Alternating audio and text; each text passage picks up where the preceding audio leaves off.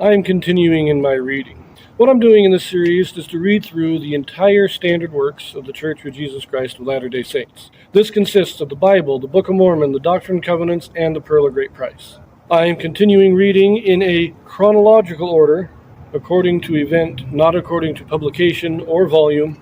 So I'm skipping around a bit as I move along. So we continue in the Gospels again. We're still in Galilee because people in Jerusalem want to kill him. We have been reading some interesting events. We read the Mount of Transfiguration. That's very interesting and very crucial point in the story here, because that is when Peter, James, and John are given the keys of the kingdom. That is when Moses and Elias appeared and ordained and conferred those keys upon them. We then had the story of the son, the father bringing his son to be healed, having a deaf and dumb spirit. Now I want to point out that our timeline here is very hard to pin down in the Gospels. We know that he begins his ministry when he's about 30 years old, and we know he is executed or crucified when he's about 33. But how all these events fit into those 3 years is very hard to extrapolate. Now, I did put the second mention of the Passover, I put as the ending of the first year, because at the beginning of his ministry, when he was about 30 years old, he went to one Passover. The next Passover mentioned, I put as the beginning of the second year. I may have been wrong there, and that may have been the beginning of the third year. By this time, I was just looking at some notes in the Bible dictionary and stuff, and it would seem that by the time the Mount of Transfiguration event most likely takes place about 6 months before the crucifixion. So we are about halfway through the third year at this point.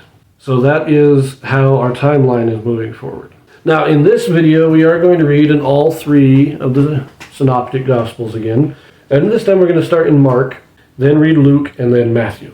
In this video we have a Joseph Smith translation. Now what the Joseph Smith translation is, this is a translation or correction done by Joseph Smith to restore those passages that have been lost or corrupted over the years. So we're going to read in Mark chapter 9, verses 30 through 32.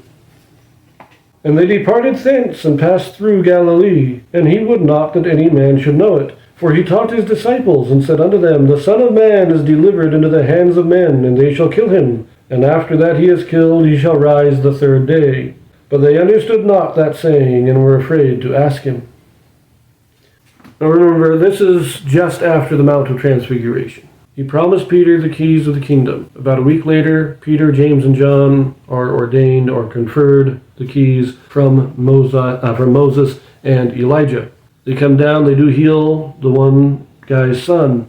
But we see that Christ is now in the last stages of his ministry. He is coming apart saying, we're going to go off by ourselves, just him and the 12, because he needs to teach them. He needs to prepare them for what's coming. That's what's going on here. He's getting them ready for when he is gone. Up to this point, he's been doing mostly public sermons, public preaching, but now he is taking his apostles alone by themselves so that he can instruct them on what to do, on what's coming. And that's what we're seeing here. He is now in the last stages of his ministry, and he knows the time is coming, and he has to make sure the 12 are prepared for it. Now this is a short reading. We are going to read a very similar passage in Luke and Matthew again, but let us first look at our Joseph Smith translation here in Mark, if there is any. In verse 30 it says, And passed through Galilee privately, for he would not that any man should know it. So again, they're going in places by themselves. He doesn't want the crowds now, because he is focusing on preparing the 12.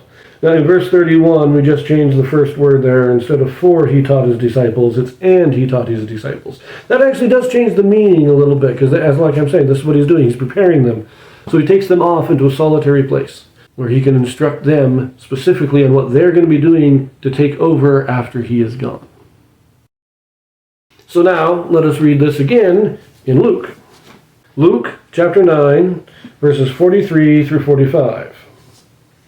And they were all amazed at the mighty power of God. But while they were wondering every one at all things which Jesus did, he said unto his disciples, Let these sayings sink down into your ears, for the Son of Man shall be delivered into the hands of men. But they understood not this saying, and it was hid from them, that they perceived it not, and they feared to ask him of that saying. So again, this is immediately after he cast the devil out of the one man's son. And he's telling, let it all sink down. Understand this, ponder it, figure it out. But they don't want to, they're like, oh, okay, God, he thinks we should know what this means.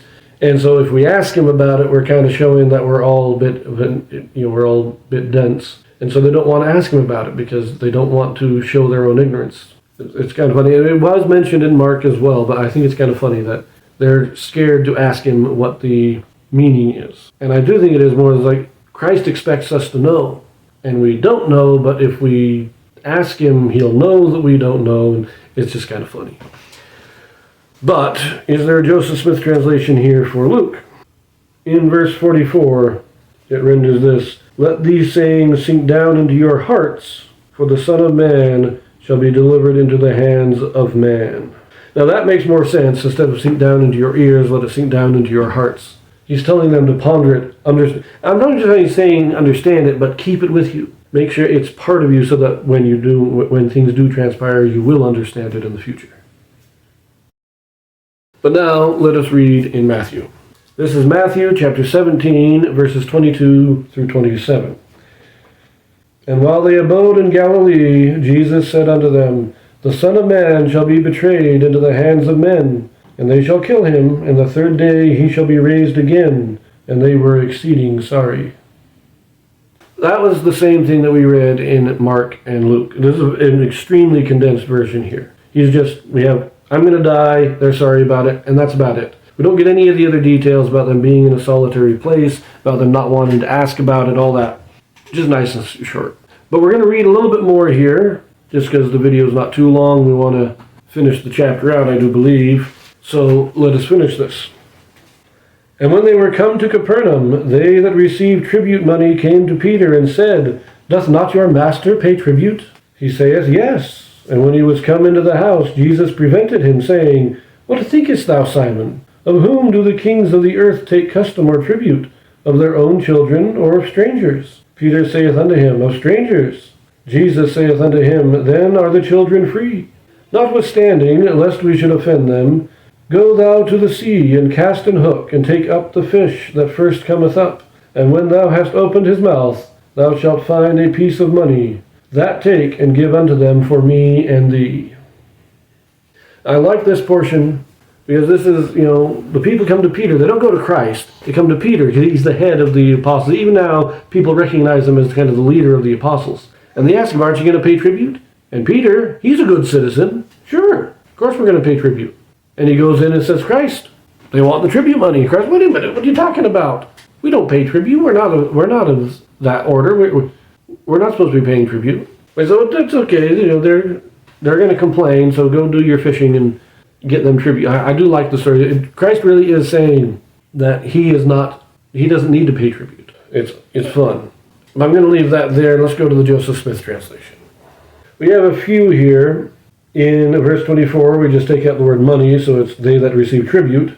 In verse 25, we have instead, he said, yea, instead of he saith yes. But then instead of prevented, it says Jesus rebuked him. In other words, you answered for me. You should have come to me and asked me. You should not have answered for me. That was not your right to do. Then we have in verse 26 that the word saith is changed to said. And that's all the Joseph Smith translation there. So we leave that one here and we pick it up in another combined Gospels video next. So I will see you there.